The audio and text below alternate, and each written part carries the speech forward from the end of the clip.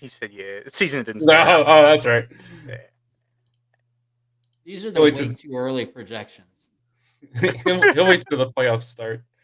Right. All right. He'll be You in the guys ready? playoffs. I'm like, yeah. Yeah, I'm good though. Slade, good. Yep.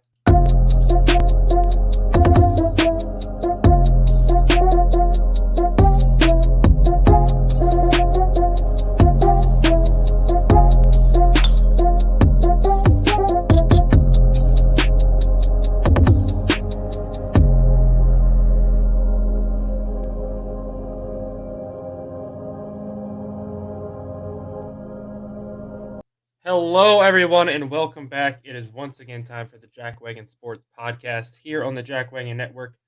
We have a lot to bring to you guys again this week. No golf this time, but we still have NASCAR, hockey, college football, and NFL to get into. Um, Slade's in Florida right now, so excuse his leggy connection, but let's go ahead and get started with this week's show. Slade, I'll throw it over to you. My boy got it done in NASCAR this week. I did not see this coming at all. He really showed up when it came to just the stage points too. I mean, just look at it. First stage, he took third. Second, he won, and then he won the race. I mean, a lot of drivers going into this said that they were going to kind of play it safe in the back, not really worry about the stage points, just trying to finish the race. And so I found it very surprising that his team, being in the hole that they were after they've started the playoffs and just have been horrible in the playoffs thus far. They've really, really needed that restart that they get at the end of each round, especially the first one that we've seen so far, just to be able to kind of give them some breathing room. So it was really good for him and the team, and I think it's really going to give them a greater chance to make it into the Final Four now because he gets more playoff points added into his already bundled up total. Yeah, it was a really good race this weekend. We didn't have a big one, which is surprising, and the tires weren't too terrible this past week. I think everybody also played it like really conservative with the tires. With that being said, but yeah, I mean it was a pretty clean race. We had a few accidents, but no big wreck. And of course, when you go to super speedway races, that's everybody hangs in the back. They just want to avoid that big wreck, and then hey, we'll go for it. A lot of guys got caught out by that because hey, we're gonna hang in the back, we're gonna hang in the back, and then it just never came. I think right after the finish line, Joey Logano is the one that came over his radio. He said there was no wreck. Like that's it. Like the race is over. Um, but otherwise, it was a really good race. I mean, we had a great coming down to the finish there with Eric Jones pushing Chase Elliott. Able to surge ahead at the last minute to get a win. And now we're heading to a track this weekend, the Roval, which Chase Elliott has won twice. I believe he's won twice, but he's always really good there. This is one of his best tracks. He dominates his track. And we'll take a look here at the playoff field real quick, heading into that race. But with Alex Bowman still being out, it's more than likely he's going to get eliminated unless something crazy happens where Cindric, Byron, and Bell, and even Briscoe get knocked out the first lap or something like that. But even then, he's still not able to make up points. So that's unfortunate for him. We really wanted to see it. But even looking down the rest of the list here, outside of Larson, Blaney won the inaugural race at the Roval. But even then, he still runs decently there. But maybe even Suarez. But really, outside of that, I don't see anybody this weekend outside of a big surprise that could go out there and get another win outside of, like I said, Elliott or even Larson, who won there last year. Get your guys' thoughts on that real quick and who you think is going to win and who were the other three drivers getting knocked out this weekend? Yeah. So first, I just want to say Chase Elliott. It was good to see him. Back at the top. Especially was it last week or the week before that he was running in first and ended up wrecking. It was last week. Yeah. Yeah. So nice to see him bounce back. And when you're somebody that's in a hole and everybody else is going to be playing it safe. I mean, kudos to him and his team for saying, hey, if we got an opportunity, this is it. And they went out and they took that opportunity and made the most out of it. So, it's nice to see on a weekend a racing team's plan actually, work how they plan it out. As far as the playoffs go, like you said, Alex Bowman, that's an unfortunate situation, but it is what it is. I'm really surprised to see Christopher Bell down there in the second to last spot after the start that he had to the playoffs. But that's racing. As far as I don't think that I see him making it out. He's down there a good ways, barring anything crazy As far as the other two that are up there, Cindric definitely, has a chance to keep himself in this. It's one of those things where anything could happen. It's not like he's far out of it or anything like that.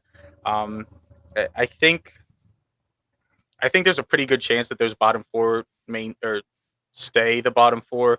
I think that Chase Briscoe could put in a good race here, but I guess we'll find out this weekend. Slade. Yeah, so I think that the person I think is going to win this weekend is Brian Blaney. I think that he's been sneakily good for the entire season. I mean, we saw him; he almost missed the playoffs with not having won, but being like I think fifth or sixth in points at the time. Mm-hmm. I think that in this past weekend he was up there. He is the one that took second place at Talladega. So it's just he's knocking on the door every single weekend. So I think that eventually it has to happen.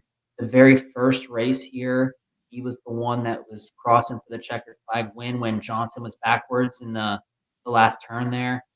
When him and who was it? Martin Truex Correct. Jr.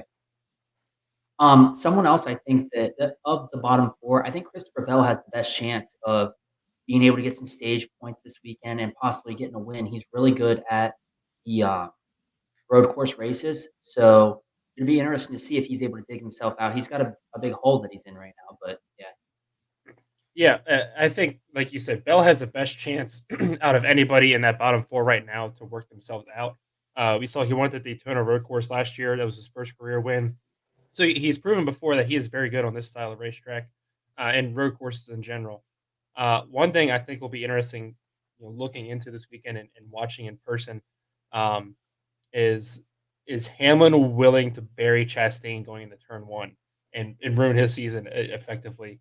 That'll be super interesting to see. And I don't think he'll just if there's no point in doing it, he won't go out there and do it. But if Chastain is either struggling or if it's early in the race and he's like, hey, I can get this guy out of the playoffs. I think he would absolutely do it. But at the same time, I think he's also smart enough that he understands that there's still 4 races left after this, that Chastain has a chance to then ruin his chances at a championship. But just something I think will be interesting to see. This is the race last year, where we saw a lot of rivalries come to head. We saw Chase Elliott and Kevin Harvick go at it, and ended up getting Kevin Harvick knocked out of the playoffs. So this almost acts like a short track does, where these rivalries and tempers boil over. So I'm excited to be there in person on Sunday. I think it's gonna be a lot of fun. Um, but as far as who gets eliminated this week, I'm gonna keep Bell in the elimination. Like I said, I think he has the best chance to get out, but I think he gets knocked out this week. Cindric and Briscoe going in tied. Briscoe just hasn't showed me a lot on the road courses. Cindric hasn't been great, but he's been a little bit more consistent than Briscoe and finishes a little higher. So I think Cindric jumps Briscoe and knocks Briscoe out. Moving on, like we said, that'll be Sunday at 2:00 Eastern. That'll be on NBC. It is time once again for our NHL season preview to continue. We're going to shift gears and head over to the Western Conference this week.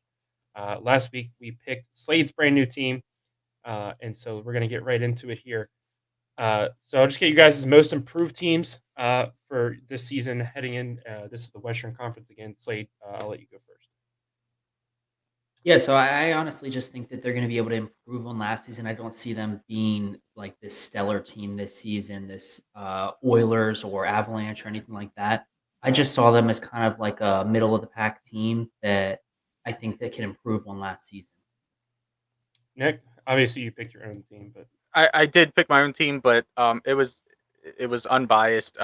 We made a couple good additions, a couple great additions. You think about last year, one of our biggest issues was offense. Um, it goes in any sport. A good defense is a great offense. I don't necessarily think our offense is going to be great or even elite, but it's going to take a step up from the lackluster performance we put on last year. We did add a couple pieces on the defensive side, and Philip Grubauer had the lowest save percentage in the NHL last year, but he also, before that season, I believe his career average was a .920. So we know that Grubauer can do it. Obviously, he was facing a whole lot of shots, a whole lot of pressure. When you're not in the opponent's side of the ice, your defensive people get tired. They can't make shifts. It makes it very stressful on a goalie. So I think overall as a team, we're going to get better. We're going to put more points on the board. I forget the number exactly, but I want to say that there was 32 games. If you don't count empty net goals, there was 32, somewhere around 32 games that we lost by 1 goal. Like I said, not counting empty net goals. So even though we were last in the Pacific Division, I don't think that necessarily translated to exactly what kind of team we were. And like I said, 1 goal differences, and now we got some offensive help. Matty Beniers is going to play a full season, hopefully barring injuries or anything. Shane Wright, who we drafted 4th overall this year, is good on offense. And then we brought in 2 offensive pieces, through free agency. So I think that this team is going to look a whole lot better than last place in the division. Yeah, I mean, I absolutely agree with you. I think Seattle is going to be one of the most improved teams. I don't think they're quite at playoff level yet, but they're definitely working there. And I told you this many times last year. I think they're one of the best run organizations in all of the NHL. The way that they learned so much from how Vegas went in and just ruined their franchise basically in 2 years. They've been really smart. They said, hey, we could go out there and be in a win now situation, but we know that doesn't set us up for the future. They have set themselves up really nicely for the future. I think this is going to be a team they're reckon with here in a few years, 2 maybe 3 years. But again, far improved this year. Maybe depending on how things shake out, they could challenge for the wild card. But I don't think they're on Colorado's level or anything like that. No, I know that's I'm not sure if saying. anybody is on Yeah. Colorado. As far as my most improved team, I went with Vancouver. Again, I think they had a team, especially in the later half of the year, that could challenge for the playoffs. They were just too far behind at that point. I think they've made some really good additions in the offseason. This is a city, this is a franchise that is starving and dying to get back to the playoffs. I think they have the team to do that this year. We saw last year there was plenty of teams that we thought were going to be one and done in the first round. I think this is a team that if they get into the playoffs, they can absolutely challenge and make a decent run in the playoffs. And so I went with Vancouver. And that is our most improved teams. Shifting over our most declined teams. Slade, I'll have you go first. Yeah, so I think that last season, Minnesota Wild did really great and they made it to the postseason. But I think that the fact that we had talked about it before, them bringing in Marc-Andre Fleury, just not, or maybe like doubling down on the goalie system and just being able to give a break to their starters. And his name is like Gustavsson or something like that, right? Last year it wasn't. But whatever his name is, he's the one that they've been playing in the preseason stuff so far. Plus, I think anything like the NFL, like they're like the Steelers. They started this preseason out; they're like 4-1 right now. The Steelers always start 4-0 or something like that, and then they tank the whole season. So that's just kind of why I went with the Wild and being declined team this season. Nick? Yeah, I went with Calgary on this one, and I want to come right out and say I don't think that it's going to be a huge drop. I still have Calgary making the playoffs, but I just don't think there was a point at last season where we thought that this team could compete with Colorado. Now, as it came closer to the postseason, that kind of faded away. They went on a little bit of a cold streak, but I don't think we're going to see this team at any point anywhere up near that level. Like I said, I don't think it's going to be a huge drastic drop, but it's definitely going to be a drop from where we saw them last year. Yeah, I 100% agree with you. Again, this is still a playoff team, but when they lost all that talent, especially Johnny Gaudreau, the face of your franchise, and you only replace it with Huberdeau, I don't. They'll be good, but they won't be great. I went with Vegas. So we were talking about this before we got on here, Nick. Vegas is somehow second favorite to win the Western Absolutely Conference. blows my mind. No, no. I don't know what drugs they're doing over in Vegas to come up with these odds. Yeah, 1,000 times no. Look, this is a team that we watched absolutely just I can't even think of the word, but just fall apart throughout the season. Implode, that's the word I was looking for. They just imploded throughout the year. And they've done nothing in the offseason because they can't, because they are absolutely in cap hell right now. They have so many crappy contracts on there. This is a team that's not going to be able to compete for a while. Last year they flirted with the wild card line. This year I don't even have them challenging for the wild card line. And so I think this is absolutely a team that will be hard to watch some nights. Not Coyotes level bad, but bad. Moving on. Speaking of the Coyotes, Slade, let's get your picks for the playoff team. This is Slade's Nothing first wrong with the official year in Coyotes. hockey. Just, I just Nothing wrong I with just the need Coyotes. to. I mean, I don't like them based on their logo now, but other than that, so obviously I started with the Avalanche and the Oilers. I think that both Mhm. of them are going to be great teams for years to come, just based on the two players that I like to watch from them. It was a good start. The Blackhawks and the Flames. A lot of the same reasons that Nick had mentioned. I don't think their team is going to be the same because of Gaudreau or whoever you guys said that is leaving. But I think that they're still going to be a solid team. I don't think that one player runs the entire team, and except for if you're the Oilers. And they have then I two. picked They have Dallas two. Stars. I picked the Kings because in previous years when I was watching hockey, those were the people that were always on the TV. So I figured they must be good if they get a lot of TV time. And then I also picked the Ducks along with the Coyotes, who I'm assuming is not a good pick at this point.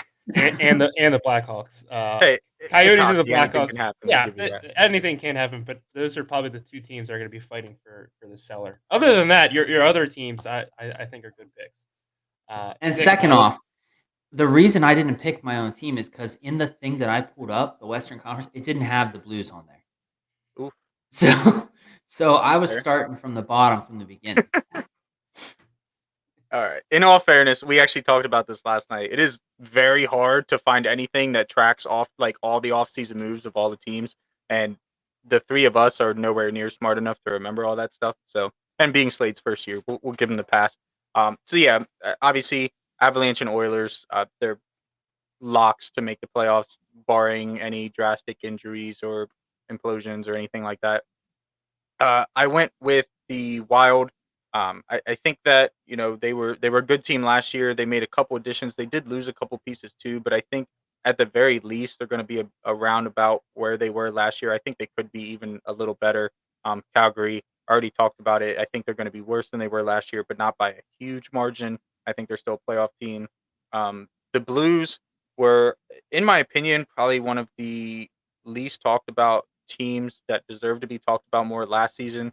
Um, I think they're just on the cusp, one or two more additions, or even one very good addition away from, being up there with the Oilers. Maybe not quite the Avalanche because the Avalanche are just ridiculous. But I think they have the pieces in place. They got some young talent. They got veterans. They got goalies to make a run and possibly do something with it in the playoffs this year. Um, I lost track of where I was. Did I just talk about the Blues? I think so, yeah. So I'm gonna go to over here to the Ducks. They got one of the most talented younger players in the league. They added a couple pieces around him to, kind of help him not have to carry the entire team. This was a team that, we earlier in the season last year we kind of made fun of, and then as the season went on, we seen what Zegras could do. It, I think that they put all these pieces together. I think they could have a team that's pushing for playoff spots. Uh, I have the Winnipeg Jets. They were another team last year that was kind of floating on that line. We talked about it. I think we talked about it. Maybe we just talked about it in private. But either way, the Jets are always one of those teams that, at the very least, is flirting with the playoffs. They seem to always put a solid team on the ice. Never, I'm not too deep into hockey here. I got 1 year's experience, but just from what I've seen and a couple things that I've seen in the past, they don't put a bad team on the ice. So this is a team that pretty much any given year you could put up there to be making the playoffs. And then the last wild card spot, I put my team. Yes, I did slightly bias this pick, but like I just said a couple minutes ago, in hockey, anything can happen. If this is a team that can clean up, those 1 point games that I mentioned earlier, uh, they could be a wild card team for sure. So it's going to be interesting to see. Yeah, with my teams again, can't say enough about the Avalanche and the Oilers. Until somebody shows me that they're not a good team anymore, then that's who I'm going to pick. With the Wild, again, consistently year in year out, they do just enough in the regular season to get to the playoffs. Once they get to the playoffs, they fall apart. Um, the Blues, again, they have a really strong core there. Slade will be very happy watching them this season. They'll do very good. They get to the playoffs. They gave Colorado a run for the money in the second round there. They lost Jordan Binnington early in that series. So if they can keep him healthy throughout the whole season, this is definitely a team that can make a run for the cup again. I with the Predators, it can't. I think they're going to be flirting along with Winnipeg and Los Angeles for that last wild card spot. I think it could be any one of those three teams. Um, for me, Nashville didn't do enough in the offseason to improve their team for me to be like, this is absolutely a playoff team. Again, they're going to flirt with that line, but I think at the end of the day, they get in. I think I said they like 5 times there. On the other side, again, I just spoke very highly about the Canucks. I have them getting into the playoffs this year. The Ducks as well. Again, like you just said, they were a really strong youth core. They'll be playing together a lot this year. They did make some investments in that team. I think they'll be good enough to make the playoffs. Deep run, we'll have to see. And with the Stars, with Ottinger in goal, I think anything is possible with that team.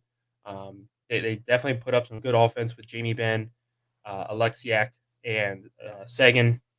They're starting to get a little older now. They're going to be trying to make one last playoff run, but we'll have to wait and see how that shakes out for them. And then the last thing with the Western Conference preview, and I don't think anybody's surprised this, but our conference champion picks, and we're all on the Avalanche, which means they're going to lose in the first round of the playoffs. I was gonna say I don't know how well the jinx is gonna work on this one. Yeah.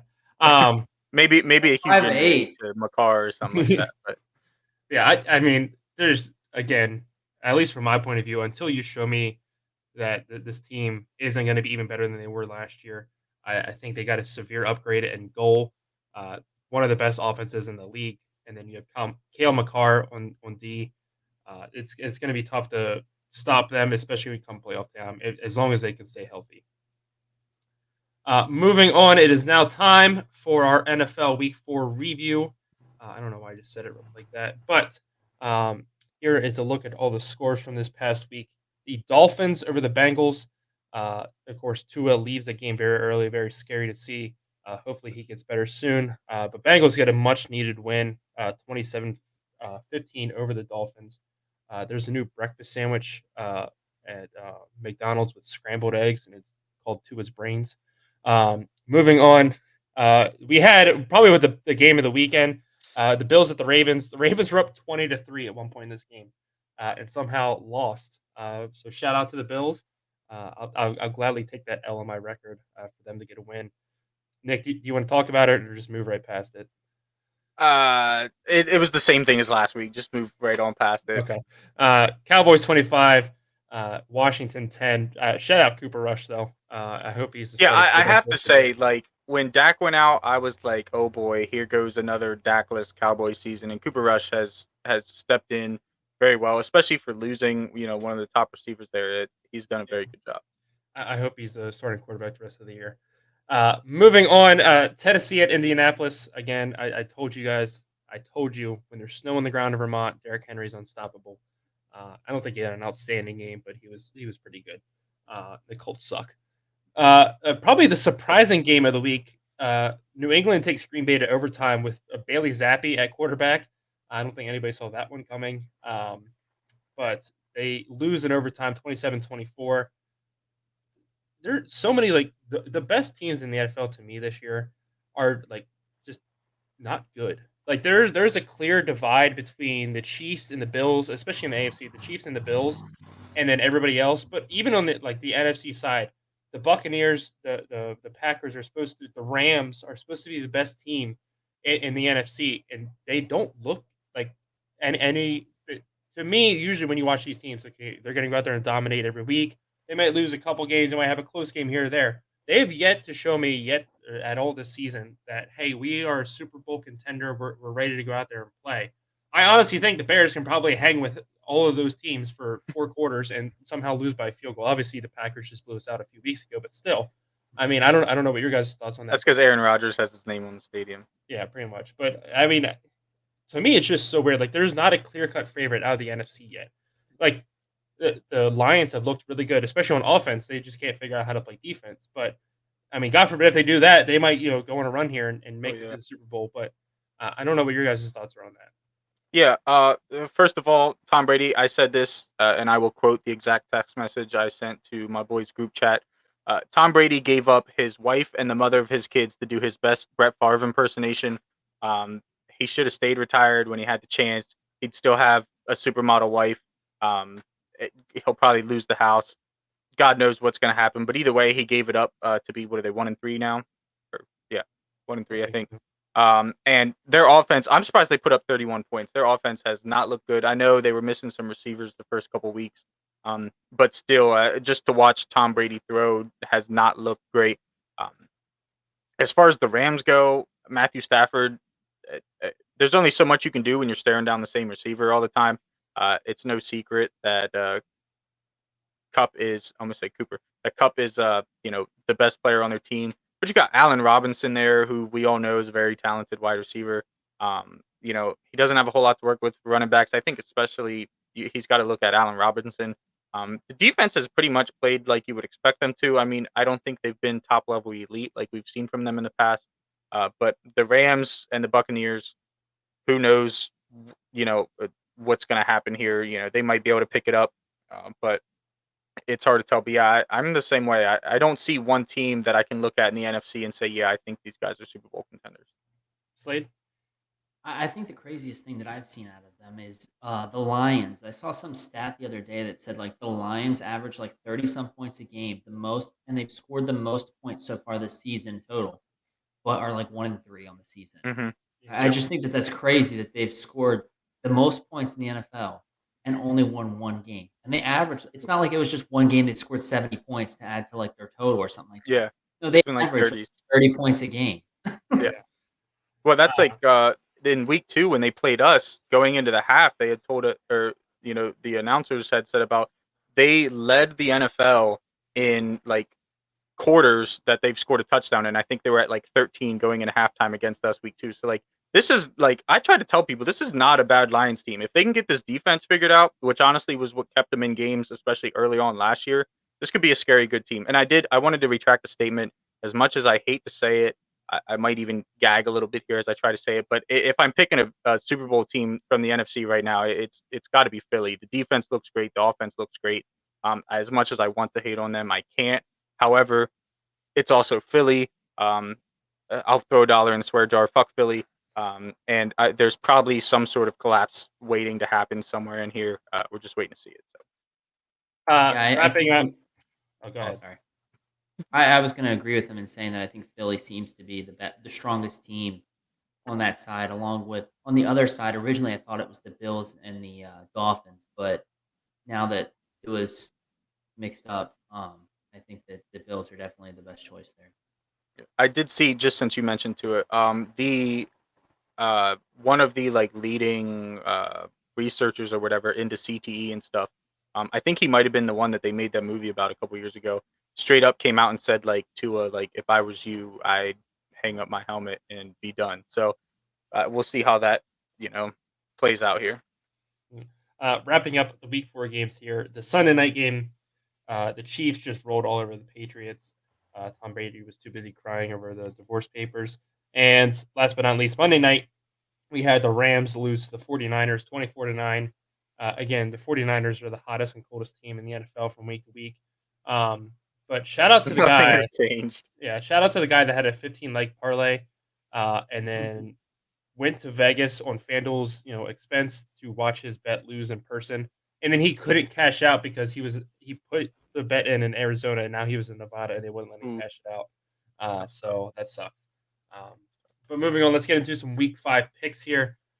Some interesting games. No Thursday night game because this is the first week we've had an absolutely trash Thursday night slate. Excuse me. Sorry, we got to go over our standings so far.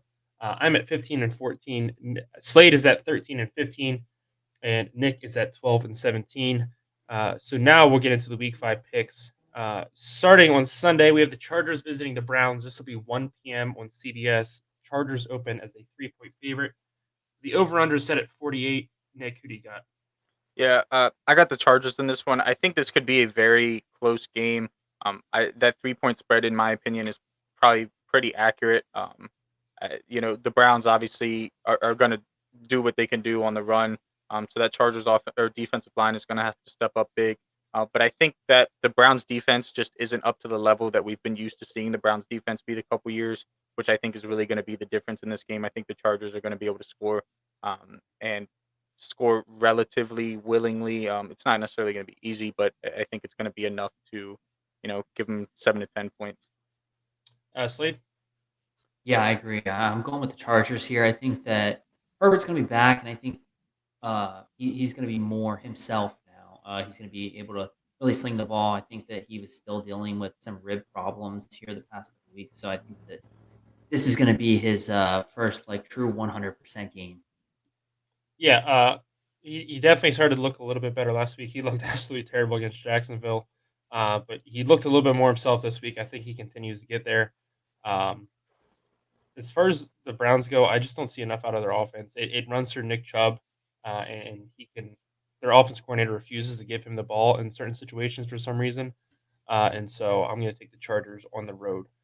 Moving on, we have Tennessee at Washington. This will also be 1 p.m. on CBS. Tennessee opens as a 2.5-point favorite.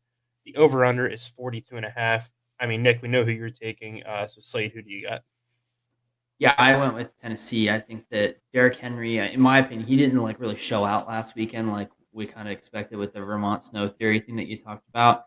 I think he went Hey, he 22 did enough. carries for just He over did enough. 100 yards, 1 touchdown. He did enough. But I think that he still needs to get to that point where he's 150, 2 touchdowns. That's more his speed, his regular. So I'm hoping that he gets back to that this weekend. Yeah, I'm going with Tennessee as well.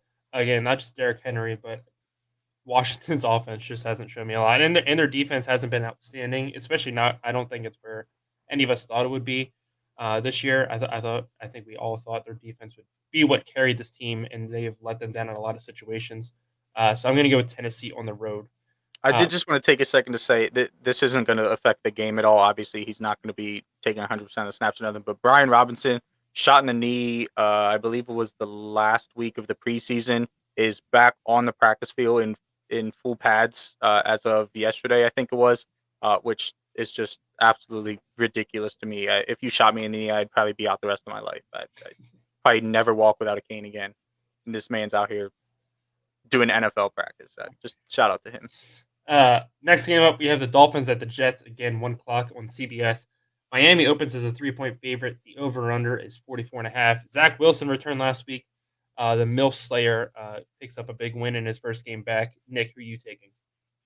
Yeah, so obviously Miami without Tua, their defense has been shaky. Really, their offense has been what's keeping them in games, or winning them games, I should say. You got Waddle, Tyreek Hill. The offense is going to move the ball, but without Tua back there, it's just not as efficient. We've seen that after he went out. And the Jets this year, first of all, Zach Wilson undefeated this year, so good for him. Maybe he's got Giselle in his bed now, so he might even start to play better. She might give him some tips that Brady told her throughout the years. But I think this Jets defense or Jets team before Zach Wilson got injured, I thought could have been not a great team this year, but a good. I think I had him as I did have him as the most improved in their division. So I'm interested to see how Wilson looks as he gets back out there. He's got another week of practice under his belt since coming back. So it's going to be very interesting, but I'm taking the Jets with this one. Slade? Yeah, same. I think I'm going to go with the Jets, mainly for the reason that Zach Wilson's back. I think that he's really going to be able to control the offense, and he's really good at keeping his social life off the field and just letting his arm speak for itself on the field. I'm going to go the other way. I'm going to go with Miami.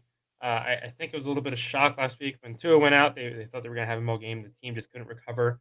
But Teddy Bridgewater is a very good and capable backup quarterback.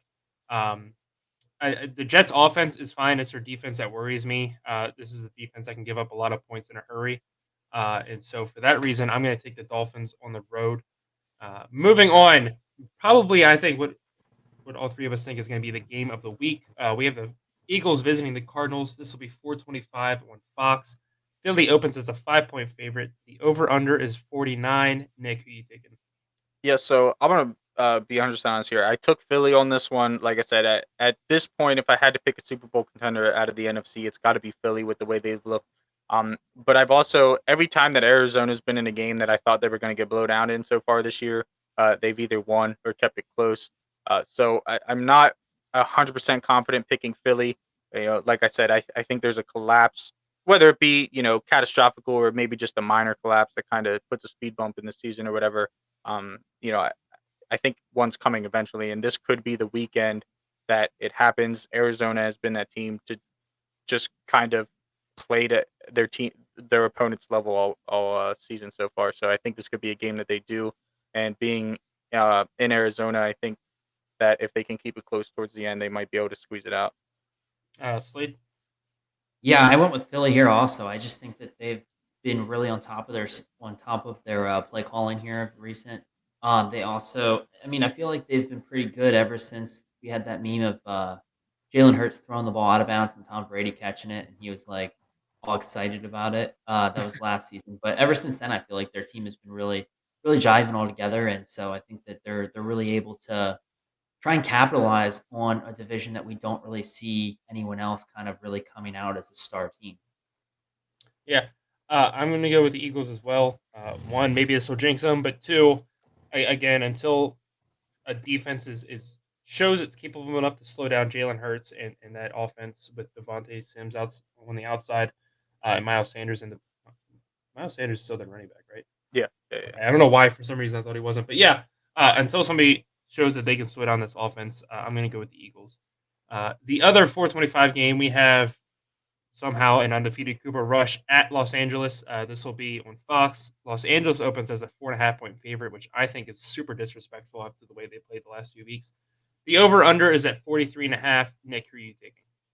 Yeah, I went with LA on this one. This was probably my coin flip of the week game.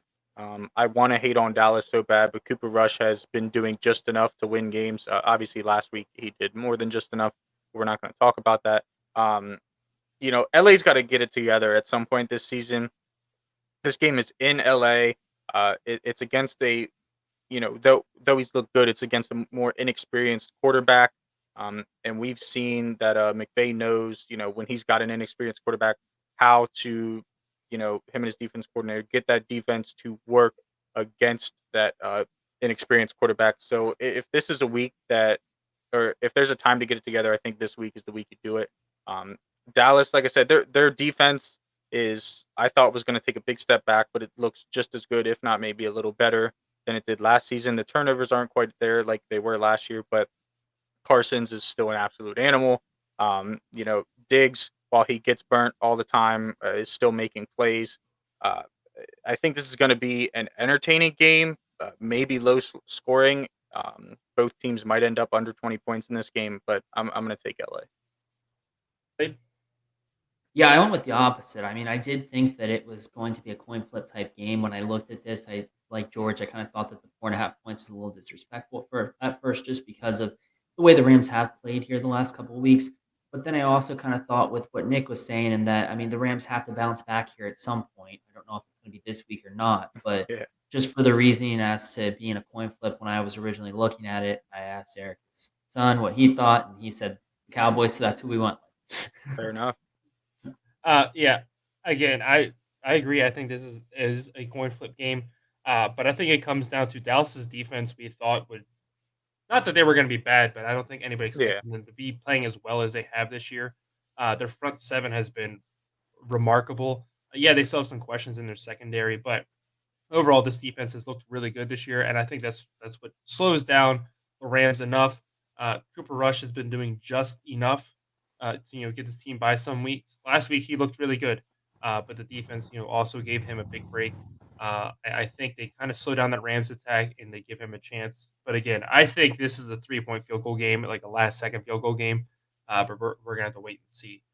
I do want to say I don't know if you guys happen to see anything from last week's game. I was gonna let it alone, but very early on in the game, Terry ran a deep route, and I believe is Anthony Brown, something Brown, the corner I think he is for the Cowboys, and Terry literally had to attempt to run through him on this fade to get the ball. The guy was facing Terry. The ball lands behind him. No flag. The announcers are sitting there sucking him off, like, "Oh yeah, that was good coverage." This, that, and the other. I was like, but if had it been the other way around, flags would have been flying everywhere. That's what you get when you play Dallas. I just had to get it off my chest so I could sleep. I didn't get to watch much football last weekend because the NFL has ridiculous blackout rules, and I am stuck having to watch the goddamn Panthers every week. So it's not fun. Yeah, and that's not exactly a team you want to be stuck watching. No. Next game up, we have the Sunday night game. This will be the Bengals at the Ravens. Baltimore opens as a 3-point favorite. The over/under is 48.5. Nick, who are you taking? Yeah, so I'm going with Baltimore on this one. We've seen the struggles that the Bengals have had. We've seen some of their highlights, but I think that Baltimore is the overall better team. George and I were talking about before we hopped on here. They're 2-2 this year, and they're in their two losses. They've trailed for a total between the two games of 14 seconds. Now, obviously, if you're Harbaugh, you're sitting there talking about finishing games, which we need to see them do. This is a Bengals team that is never gonna be out of it. They're never going to get down on themselves. So we need to see the Ravens finish this game, but I think they have the team to do it. Yeah, I agree. Anyway, stroke man. I agree. I think that the Bengals are kind of on that Super Bowl slump. I think they made it to the Super Bowl, and we've kind of seen them show. Yeah, I'm having a stroke now. Some good play. I really liked the White Tiger outfits last week, Oh yeah, but I just think that, like you had said, only 14 seconds have they trailed in games combined. Those two games were to the Bills and the Dolphins, two of the best teams that we've seen so far this year. yeah, Um, I think that all of that coupled with Lamar still fighting to try and get the contract that he feels he deserves, I think that all is just gonna continue to power this team this entire season. Yeah. I'm going with the Bengals. One, I think they kind of turned a corner last week. They finally got their offense to click a little bit. But two, I think the Ravens just find a way to lose this. I think that's going to be their MO this season. It's going to be what keeps them out of the playoffs. Is they're going to lose these stupid games that they should absolutely go there and win. They're dominating these games, and then they just let teams come back in. Yeah, I understand it's the two best teams. Like you said, with the Bills and the Dolphins. I think the Bengals, like I said, I think they're going to start improving. They're going to make their push for the wild card now, and so I have them picking up a big win here. Um, and the last game we have is the Raiders at the Chiefs. This is the Monday night game. This will be 8:15 on ESPN. Kansas City opens as a 7-point favorite. The over/under is at 51, which I think is low. But Nick, who are you taking? yeah. I'm gonna go with the Chiefs on this one, and I just want to state it right here on the record. I'm gonna come out and say I was wrong about the Raiders. I don't know how your offense gets worse when you add Devontae Adams, but somehow it did. Their defense couldn't stop an ant if it was walking on the sidewalk in front of them. Um, uh, they're not the team that I thought they were going to be. And Kansas City, while they haven't been great, their only loss this year is to the Colts, which was very surprising at the time that it happened. But I, I don't even know what to say about it. The Chiefs are still one of the best teams in the AFC, arguably in the NFL. And like I said, the Raiders just haven't looked like I thought they were gonna. If there's a game for the Raiders to come out, by all means, it could be this game. The Chiefs' defense isn't necessarily elite, um, but I just think that Kansas City's the better overall team. Slade. Yeah, I agree. I'm going with the Chiefs here. I think that the Chiefs have had one stumble game this season. It was against the Colts. They really didn't have their offense clicking as much as they would. I mean, you look at any other quarterback and you'd think 20 to 35 for like 260 yards is a great game for them. But he only had one touchdown in that game against the Colts. And so I think that their offense is really what drives their team, obviously. And so I think that as long as they're really fast paced, that high power offense that we see week in and week out, I think that they're able to get the win here. Yeah. I'm going with the Chiefs as well. I don't think there's any really debate here. I think they're putting up 51 on the Raiders themselves, but we're going to have to wait and see. Moving on to the next subject, it is time to review Week 5 of college football. We'll go over some of the scores here and update you guys on our standings. So let's get right into the games that happened on Saturday. It was announced Saturday night that Michigan will once again be the Fox Big Noon Saturday game of the week. I'm getting a little sick of seeing them. Real quick question: Is the Penn State game next week at noon? I can't remember. I don't know. I don't think they've announced it yet. Yeah, I was gonna say if it is, it's probably 4 weeks in a row. Yeah, 5, whatever. But so let's get into these scores here. So Michigan goes into Iowa. They had not won it. I found this surprising. They had not won in Iowa since I believe it was 2005. They go in there and they get a big win, 27-14. JJ McCarthy didn't look outstanding. Not like Heisman material, but he did look very good and kept the mistakes clean. Somehow Spencer Petras threw for more yards than him, though. Peaches throws for 246 and 1 touchdown. McCarthy 155 and 1 touchdown. But McCarthy didn't have to throw the ball that much because Corum went off with 133 yards and 1 touchdown. Um, Moving to the Ole Miss Kentucky game, I would say game of the week. Went down to the wire. Levis fumbles on the final drive. Um, Jackson Dart looked really good. 213 with 1 interception. And Will Levis throws for 220 yards and 2 touchdowns. I think Kentucky's Achilles heel, and Nick, you and I talked about this. Like, there's no way this would affect them at all. But they had an extra point blocked, and then they muffed the snap on another extra point. If you make both of those, you're driving down the field, you're down by 1. They were throwing shots at the end zone because they wanted to win. But if they're in a situation where they're down by 1 instead of 3, they can kind of sit back and not take as many shots, set up for a field goal, but they can't do that. Will Levis is stripped. Ole Miss gets a huge win, 22-19. And I think the absolute surprise of the week, Illinois curb stomps Wisconsin 34-10. I forget his first name, but DeVito for Illinois. 3 rushing touchdowns. Wisconsin had 3 turnovers. And, of course, the big news is that Paul Chryst was fired on Sunday from Wisconsin. So, guys, we'll go through all 3 of these games. Good God. We'll go through all 3 of these games quick and get your thoughts on them. Nick, I'll go to you first. Yeah. So real quick, the Michigan-Iowa game, it went down just about exactly, how we kind of expected it to go down.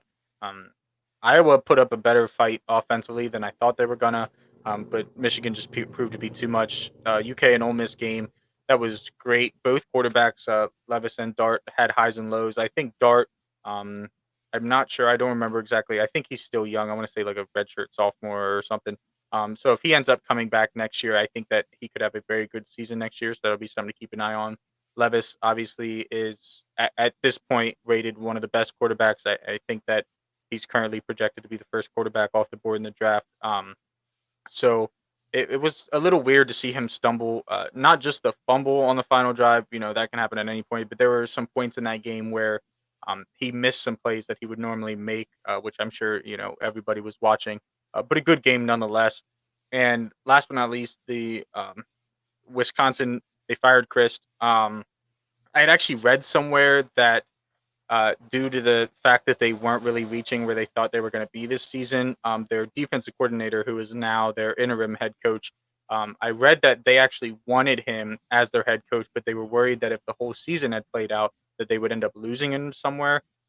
So with the team not playing like they want them to, they ended up firing Paul and moving him up so that he can at least see like, hey, this is your job if you want it, all that stuff. So that'll be interesting to keep an eye on as the season goes on and into the off season. But nonetheless, 34-10 is not what I thought this score was going to be. Slade, your thoughts on the games? Yeah, I definitely thought that Michigan was going to score more points than that against Iowa. I mean, we did see that Iowa this season has been able to keep the game scores low. Nick has been able to catch the under in a lot of games there. But yeah, I definitely saw them scoring at least another score. Did not happen. I mean, Corum has just been unstoppable this season. And then in the UK Ole Miss game, I really thought that Ole Miss was going to be able to get the win. I didn't think it was going to be honestly this close. I thought that they were going to win by at least a touchdown or so. So I was honestly surprised to see that a field goal was all that separated it. And really, Kentucky's mistakes is what separated it because, like you guys have both stated, had Kentucky not had 2 extra point misses and a fumble on the final drive, they had a really good shot at winning this game. And then the last one, Illinois versus Wisconsin. I believe, was I the only one that picked Illinois? Yeah. I for some reason, ever since I saw them play Penn State last year in that 9 overtime game that I left early and missed the longest game in college football history. I just think that like these mid-level Big Ten teams that they're able to grind out a win against them. I definitely did not see them scoring 34 points. I definitely thought this would be like a 13-10 or a 14-10 type game or something like that. But yeah, it was definitely interesting to see that they were able to put that many points on the scoreboard. Yeah. Just real quick, last couple of things. I think Wisconsin is going to rue the day they fired Paul Chryst. I think he was one of the best coaches in the Big Ten. Yeah, they're having a down year. I understand, but I mean, you can only do so much when Graham Mertz is your quarterback. A lot of players on that team are upset that he got pushed out. And listen, I understand there's a lot of hype around this defensive coordinator, and forgive me, I can't think of his name right now. It's like Um, Lorehead or yeah, I don't know. It but sounds about right. he also just gave up 34 points to Illinois. So okay, but yeah, I think it's a mistake. And as far as Michigan goes, the under did hit in this game by 1 point. The over under was 42, and the total was 41. And they have not announced what time the game is for Penn State next week. Okay.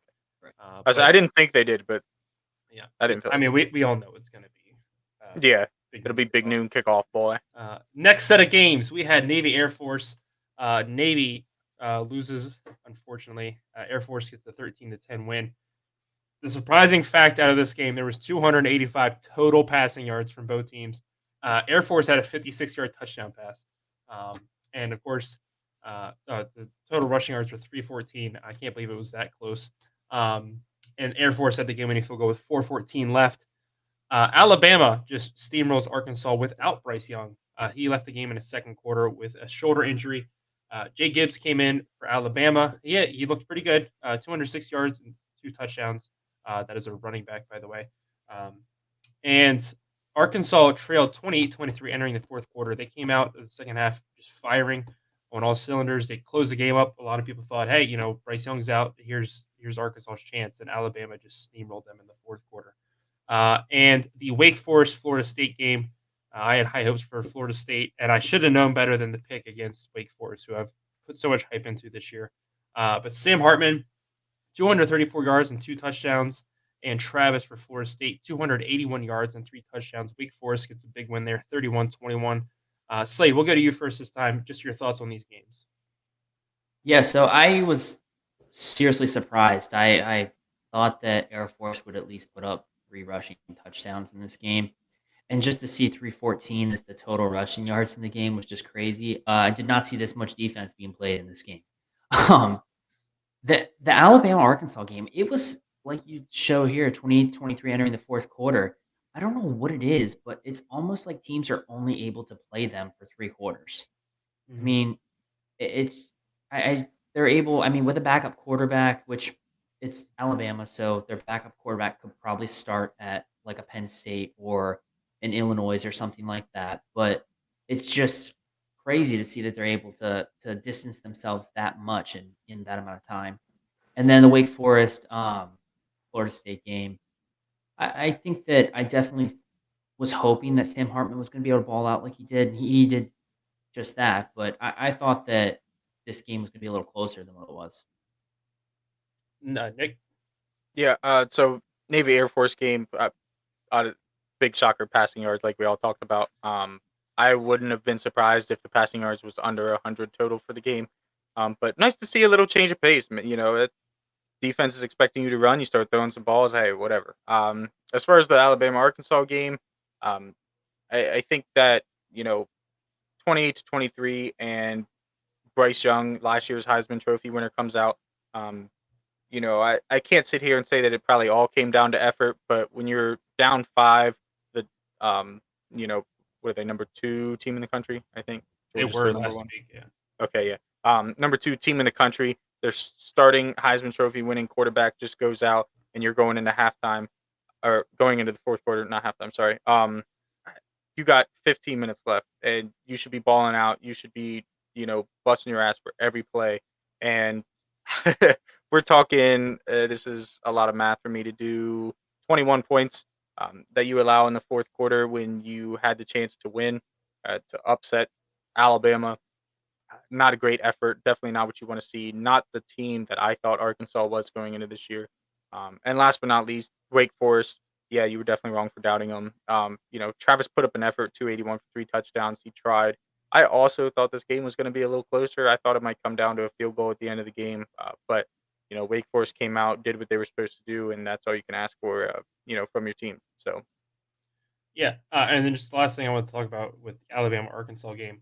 Uh, it wasn't even that Arkansas hung with them for 3 quarters. I mean, they were down 28-7 going into halftime. Like, Alabama was rolling in that game in the first half. I don't know what I believe it's Coach Hartman told them at halftime, but they came out and played great in the third quarter. And I guess he said the reverse at the team huddle in between the third and fourth quarter because they just packed it in.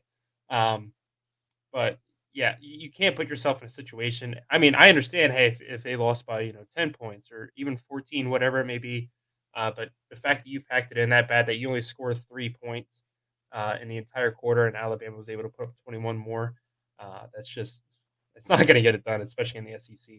Yeah.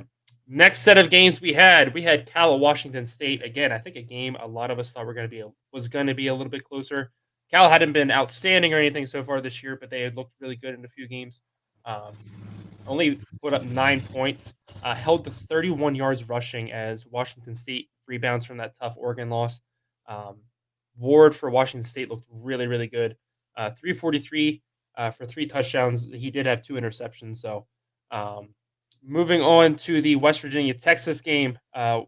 Texas, there was no doubt in this game at all at any point. I think that they were going to lose this. They get a big win, 38-20. Card looked really good this week. 303 yards for 3 touchdowns. JT Daniels, 253 for 1 touchdown. In Texas, they did have a pretty big lead. They kind of gave up some points in the fourth quarter there. They led 35-7 entering the fourth. And College Game Day was at Clemson for Clemson NC State. It was a 10-point game, but at no point did I think Clemson didn't have control. DJ Uiagalelei for Clemson, 282 total yards with 3 touchdowns. Leary for NC State, 245 yards and 1 touchdown. NC State held to just 34 rushing yards. So Slade, your thoughts on these games? Yeah, so I definitely thought that Washington was going to be able to steamroll Cal like that and get a nice solid win.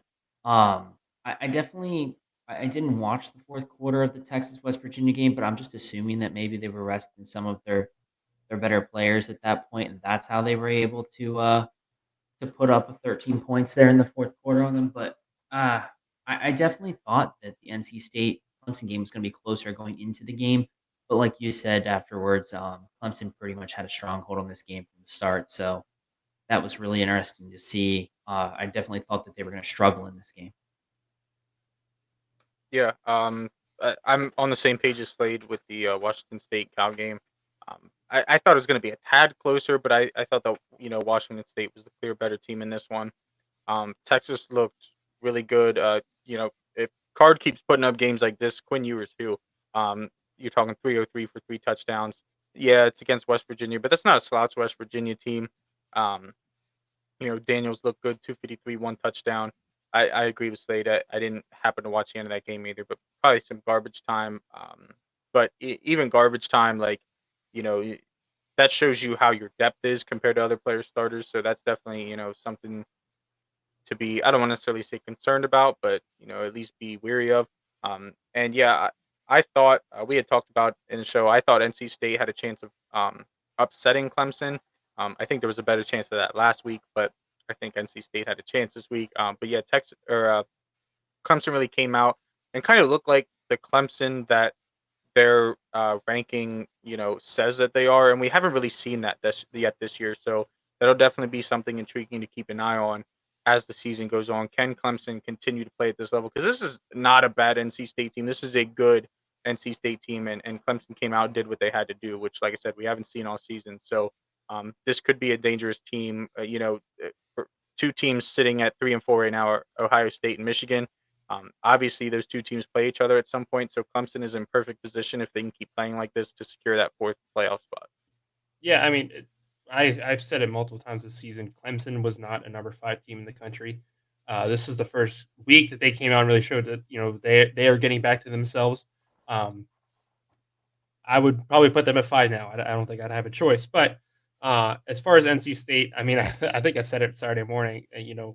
We used to have Clemsoning, where Clemson would have these really good teams and go out and just fall apart. Uh, Maybe we're seeing wolf packing. I was going to say NC Stating, but that just doesn't sound right. But NC State has now become that team where they have really good teams year in, year out, and then they get to these big moments and they just fall apart. So I don't know. We might be headed to that. As far as Texas, West Virginia, I doubted Texas. I got far too analytical with my picks this week. I was like, oh, look at all this history. Oh, every game has only been separated by like 7 points. So one, I'm never doing that again. But two, I think Texas gets back-to-back wins. I'll put it out there now. And our Saturday game of the day, We had the Big 12 championship game rematch with Oklahoma State and Baylor. Oklahoma State left no doubt at all. Sanders looked really good, bouncing back from his 4-interception game last year in the championship game against Baylor. Goes for 256 total yards and 2 touchdowns. Shapen from Baylor had his moments, 345 yards and 2 touchdowns, but 2 costly interceptions. And Jaden Nixon for Oklahoma State had a kick return touchdown to start the second half of the game. That was an electrifying moment to see. Nick, your thoughts on this game? Yeah, so obviously just the stats that we have up here on the board. You got the kick return touchdown to start the second half. That's 7 points right there. And then 2 interceptions. That's 2 scoring opportunities that Shapen took off the board. This game, yeah, it's an 11-point game, but in all reality, it could have been 11 points the other way. Barring a special team stop and not having those 2 interceptions. So um, these two teams could end up seeing each other again later on in the season in the championship. So we'll see how all that folds out. I'm not sure exactly what everything looks like as far as standings and whatnot at this moment. But uh, if they do end up playing again, I could see that game going down to the wire.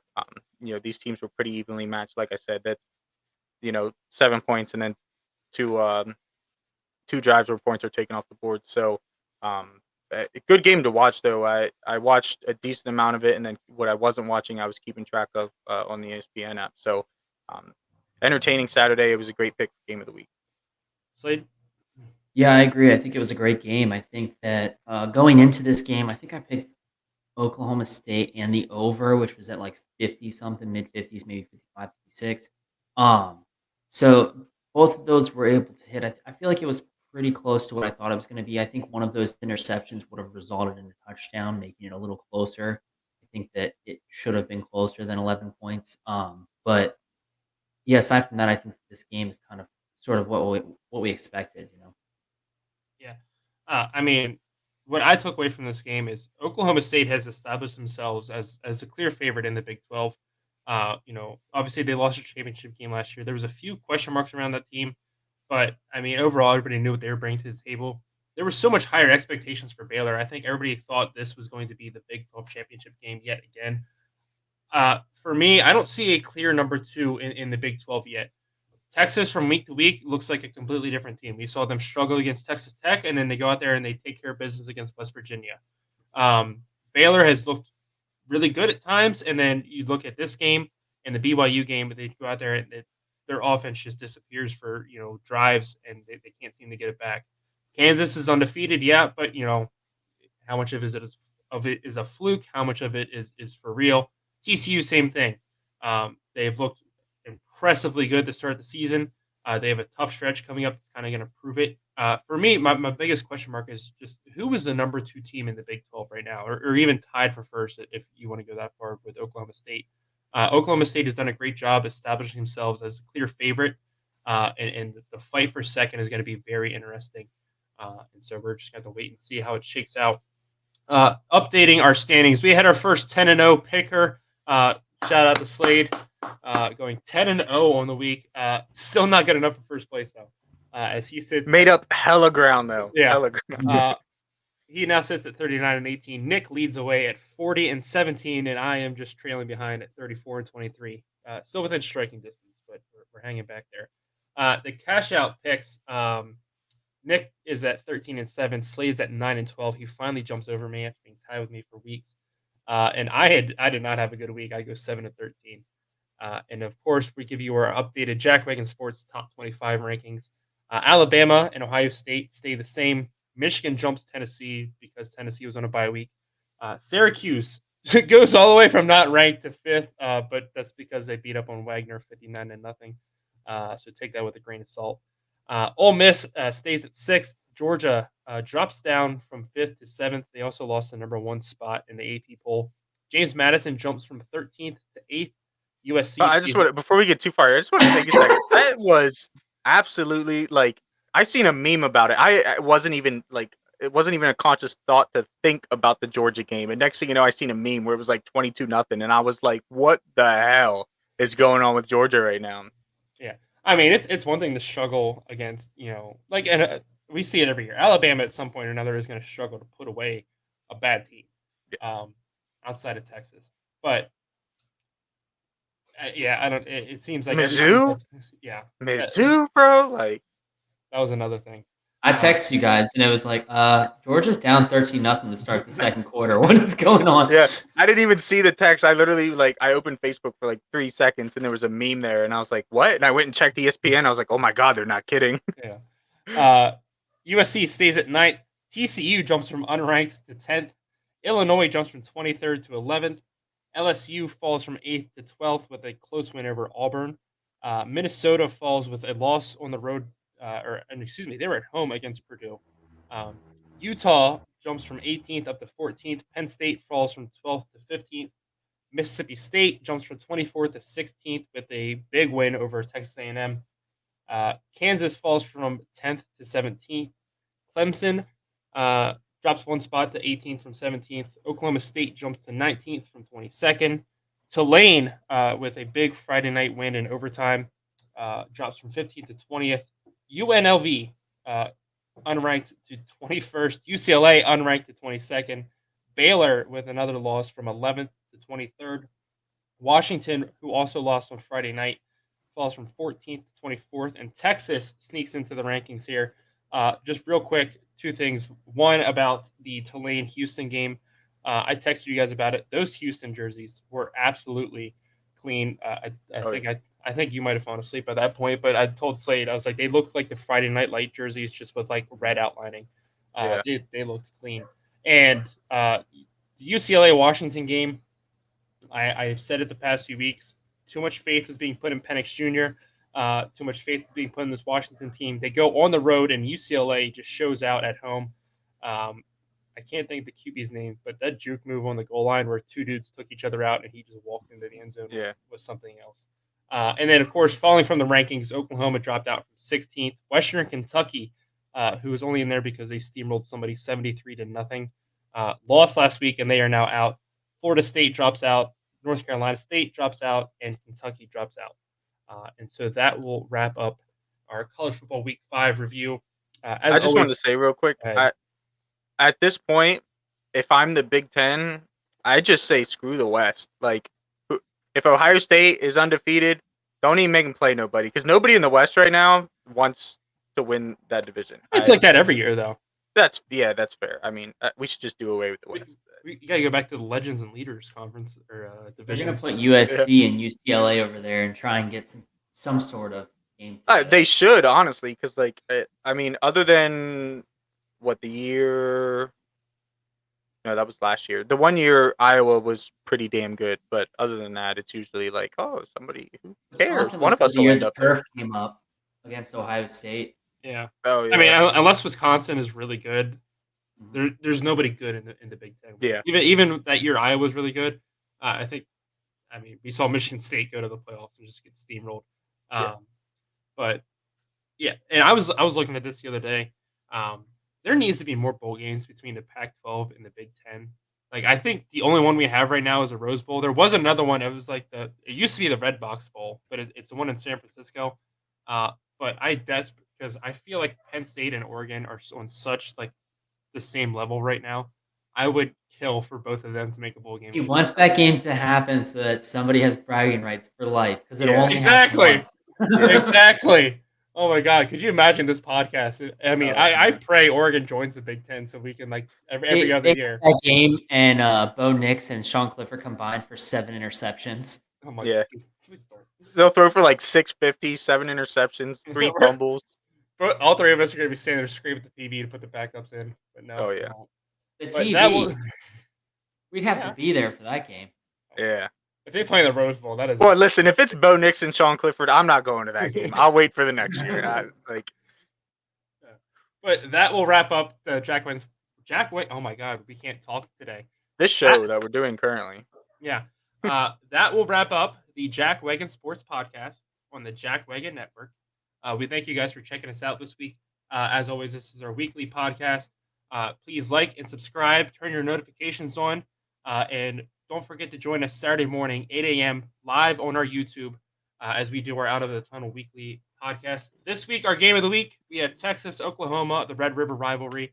And so we're excited to talk about not just that game, but all the other games going on Saturday, bring you some headlines, our bets, and so on. So make sure you guys join us live Saturday morning, 8 a.m. on our YouTube. I think that's it. Have a great day.